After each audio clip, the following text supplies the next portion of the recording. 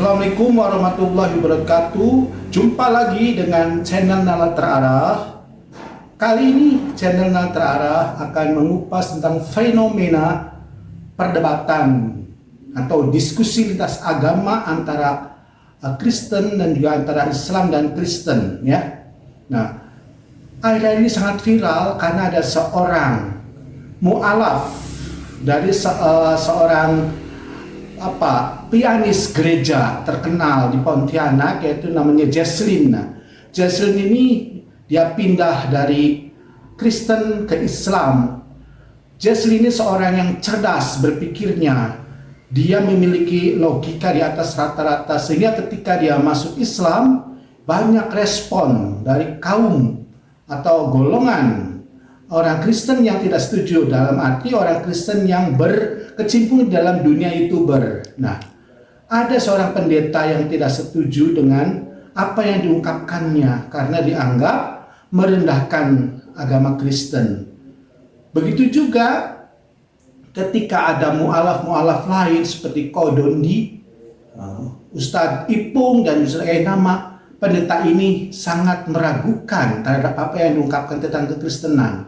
Nah, di sini tema yang akan saya bawa adalah apakah orang mu'alaf yang mempelajari kitab suci orang lain itu akan menyalahi dalam perspektif mereka. Nah, di sini maka perlu adanya debat atau diskusi lintas agama sehingga kelihatan perspektif pendeta tersebut tidak hanya harus monolog bahwa saya begini, saya paling benar, saya paling benar. Nah, dengan dipertemukan, nah ini adalah satu cara, bisa pakai offline ataupun live streaming. Jadi mudah-mudahan di dunia YouTube ini tentang perdebatan lintas agama itu tetap kondusif. Jadi tidak ada yang melarang ketika ada orang Islam mempelajari atau mengungkap Bible. Begitu juga orang Kristen, silakan mengungkap Al-Quran. Persoalannya ketika ada ayat kitab suci yang bukan kitab suci sendiri dikaji dengan melenceng, dengan pemahaman sendiri, dengan dalam arti dengan penafsiran, bukan pemahaman, dengan penafsiran. Nah, ini yang harus kita waspadai. Karena apa? Akan kena jeratan undang-undang penistaan agama. Jadi ketika para mu'alaf yang mengkaji Bible seperti Kodondi, Jesslyn, Ustadz Nama, Ustadz Ipung, jangan dipahami sebagai suatu penyimpangan terhadap pemahaman Kristen. Nah, salah satu solusi agar pendeta ini tidak berkoar-koar di dalam dunia medsos, maka lakukanlah diskusi, dialog, bertemu satu meja supaya ketemu perspektif yang dianggap salah oleh umat Islam, oleh mu'alaf ketika mempelajari ayat Bible itu ketemu. Jangan sampai perspektif pendeta ini memahami ayat-ayatnya berdasarkan pemahaman sendiri sehingga menyalahkan pendapat dari Bible. Karena apa? Karena dianggapnya itu adalah lompat pagar. Nah, ini ada hal yang perlu digarisbawahi bahwa kenapa seringkali pendeta ini mengatakan lompat pagar. Nah, ini yang keliru, ya. Jadi di dalam memahami perdebatan atau memahami agama orang lain itu bukan lintas pagar, ya, tidak apa-apa, itu asal pengajarannya itu pembelajaran secara akademik. Nah, awal mulanya pengkajian konten-konten kristologi khususnya ataupun Islamologi diajarkan di dunia-dunia akademik seperti di UIN, IAIN ataupun di STT, itu ada Islamolog. Di IAIN, UIN ada kristolog. Nah, ketika masyarakat meniru gaya pembelajaran di dunia akademik di kampus itu tidak apa-apa ketika dipraktikkan di masyarakat.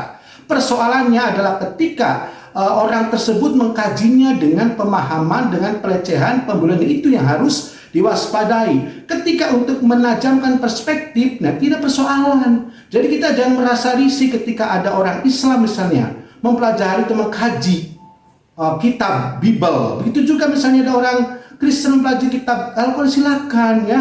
Nah, persoalannya ketika menghujat, nah ini baru kita waspadai, karena itu berbahaya karena jeratan, kena undang-undang jeratan penistaan agama pasal 1 Undang-Undang 1095.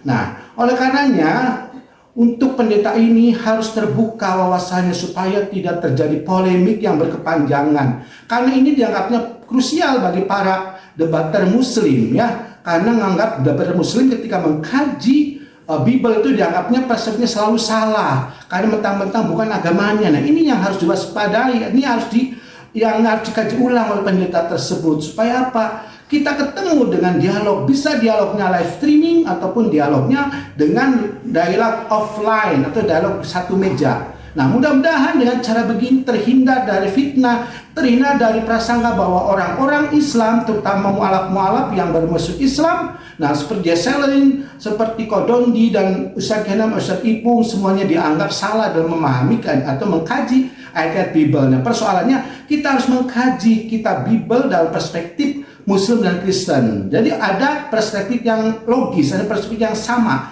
Ketika orang Kristen dan orang Islam mengkaji ayat Bible, satu ayat, nah dikaji bersama, nah itu diskusi namanya. Begitu juga silakan ketika orang Kristen mengkaji Al-Quran, orang Islam diajak. Jadi boleh mengkaji suatu agama, tidak harus mengkaji ayat-ayat Biblenya, ayat kitab sucinya sendiri. Begitu juga orang lain ketika mempelajari kitab suci agama orang lain, tidak persoalan, itu saling membuka wawasan, saling menajamkan perspektif. Nah, dari sini kelihatan kalau dialog diadakan dialog offline atau dialog terbuka, dialog tatap mata, nah atau dialog live streaming, kelihatan bahwa tidak hanya soal pendapat sendiri yang paling benar. Di situ kita berdiskusi, berdialog, cari titik temu. Ketika tidak ada titik temu, maka itu adalah salah satu dan harus saling mengerti, memahami sudut pandang masing-masing.